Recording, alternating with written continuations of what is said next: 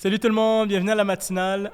Mon nom c'est Josias, je suis le pasteur de la chapelle Gatineau et je suis toujours enthousiaste de débuter la journée avec vous avec juste une courte pensée, quelques minutes pour booster ta journée. Et le titre de mon court partage ce matin, quelques minutes, c'est « Investis ta vie pour avoir la vie ». En fait, pardon, « Investis ta vie pour avoir sa vie ». Investis ta vie pour avoir sa vie. Et on va lire Philippiens 1, 21. Ça dit que ça va comme suit. « Pour moi, en effet, la vie, c'est Christ et la mort est un gain. » OK? On va s'arrêter juste à ce verset-là. Imagine, c'est l'apôtre Paul qui écrit à l'église de Philippe et il est en prison et il est tiraillé entre la vie et la mort. Je connais personne qui vit ça. Okay? Il est tiraillé de vivre sa vie après la mort et il se dit, OK, est-ce que je devrais rester sur terre ou rejoindre mon Seigneur? C'est sûr que quand on lit ça, on connaît peut-être moins bien le contexte.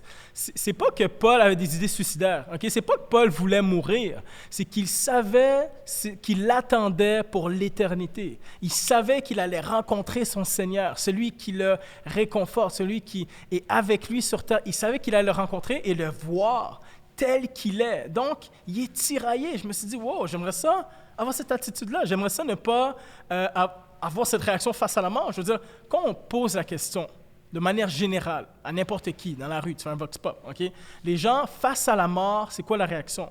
C'est l'angoisse. C'est des fois, ils n'y pensent pas, OK? Peut-être plus on est jeune, ici on est en bonne santé, on n'y pense pas trop. Il y en a qui ont peur face à la mort. Il y en a qui c'est vraiment de la confusion, différentes questions. Il y en a qui sont dans le déni. Il y en a qui l'acceptent. Il y en a qui ne l'acceptent pas, OK? Puis des fois, on le voit dans « je veux pas vieillir », OK? Mais Paul, lui, il l'anticipe avec joie. Il dit « Pour moi, en effet, la vie, c'est Christ et la mort est un gain. » Il a une perspective de la vie qui est différente. Il voit la mort comme étant un gain. Okay? Une récolte à son investissement, une récolte, les fruits à son investissement. C'est fou, c'est une pensée qui nous dépasse. Okay? Nous, quand on pense investissement, on pense à argent. Okay? J'investis un peu d'argent pour avoir plus d'argent, pour avoir un gain d'argent. On pense à du temps. Par exemple, un employeur va investir du temps en formation pour pouvoir mieux gérer son temps pour faire autre chose. Okay? Si tu formes quelqu'un, il va être capable de faire des tâches et toi, tu vas être capable de mieux gérer ton temps pour autre chose. Okay? Tu vas investir de l'énergie en sport. Okay? Moi, j'aime ça, courir. Ma femme et moi et les enfants, on essaie de courir une fois par semaine ensemble, comme une activité familiale, mais ça donne plus d'énergie. Ça semble paradoxal au début, mais c'est un peu ça. C'est un peu ça la loi de l'investissement. Tu sacrifies un peu pour en avoir un peu plus tard. Okay? Mais il y en a qui vont faire pratiquer leur talent. Il y en a, vous avez des dons et vous allez pratiquer pour peaufiner votre talent, pour que votre talent puisse éclore. Donc, il y a comme un gain en termes d'habileté, en termes de comment utiliser votre don et votre talent. Mais qui est capable de faire fructifier la vie? Qui est capable de faire fructifier la vie? Nul autre que l'auteur de la vie. Nul autre que Jésus-Christ lui-même qui est la vie, le seul qui peut faire fructifier la vie. OK, quand qu'on regarde dans l'Ancien Testament, il y a le roi Salomon, okay, qui, à un moment donné, a fait une prière. Okay, jeune roi, il devait diriger son peuple et il a demandé à Dieu de lui donner la sagesse et Dieu lui a donné plusieurs choses en plus, mais aussi prolonger sa vie. Il y a un roi qui était sur le bord de mourir, de mémoire, je pense que c'était le roi Ézéchias de mémoire. Il était sur le bord de mourir et il a demandé à Dieu, guéris-moi, aide-moi, prolonge le séjour de ma vie. Et Dieu a prolongé le séjour de sa vie.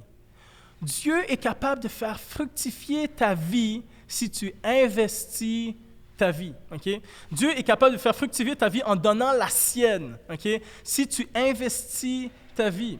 Les disciples l'ont compris. Okay? Ils ont investi leur temps et ils ont investi leurs rêves, ils ont investi toute leur vie au complet. Ils ont soumis leurs rêves, leur ambition, leur vie au complet et ils ont hérité de la vie éternelle. Mais voici ce qui est intéressant. C'est que quand on pense investissement, on pense qu'on va récolter à la fin. comme un fonds de pension. Mais la vie que Dieu promet n'est pas juste une vie qu'on va récolter à la fin. C'est quelque chose qu'on récolte sur terre. Okay? Tu récoltes de la compassion quand tu es offensé. Tu récoltes de la paix face au tourment. Tu récoltes de la guérison lorsque tu es malade. Tu récoltes de la joie dans l'injustice. C'est ces disciples qu'on lit le livre des Actes. Ils ont récolté de leur investissement. Moi, je sais que si je mets de l'argent, je ne sais pas, dans un compte X, il va y avoir des frais de pénalité. Si je prends mon argent, il faut que j'attende pour récolter. Mais la vie que Dieu promet, elle est ici et après. Ici et après. Investis ta vie pour récolter ta vie. Et ça, c'est pour n'importe qui. Et si tu n'es pas croyant, tu écoutes ça, tu écoutes cette matinale, tu n'es pas croyant, j'aimerais te dire, abandonne ta vie au Seigneur pour hériter de sa vie, parce que la mort pour toi va devenir un gain. Elle ne sera pas un sujet de peur, de confusion, de déni. C'est pas juste quelque chose que tu vas accepter un peu comme si une fatalité, je ne sais pas quoi faire, mais ça va être un sujet de joie. Qui est capable de transformer la mort en un sujet de joie, si ce n'est que l'auteur de la vie lui-même? Investis ta vie pour avoir sa vie. Laisse-moi prier pour toi. Seigneur Jésus, on te dit merci. Parce que tous les sacrifices qu'on te donne, Seigneur, sont comme une offrande agréable pour toi. C'est comme quelque chose qui te plaît, Seigneur. Mais tous les sacrifices qu'on fait, Seigneur, on ne finit jamais par être en détriment. Au contraire, tu viens nous combler. Tu viens répondre. Seigneur, c'est constamment un investissement. Et ultimement, notre vie, on va tous mourir un jour, ultimement, notre vie, Seigneur, on va récolter l'éternité. Quel échange, quel rapport, quel intérêt, Seigneur, qu'on a à le faire. Donc, aide-nous, Seigneur, à nous soumettre toutes les zones, Seigneur, de nos vies. Il y a des choses, des fois, qu'on remet, d'autres qu'on ne remet pas au Seigneur. Aide-nous à soumettre toutes les zones de notre vie pour hériter de ta vie, dans le nom de Jésus. Amen. Amen.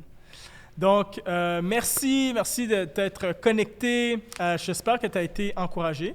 Puis, on va juste se revoir une prochaine fois. Ciao, ciao.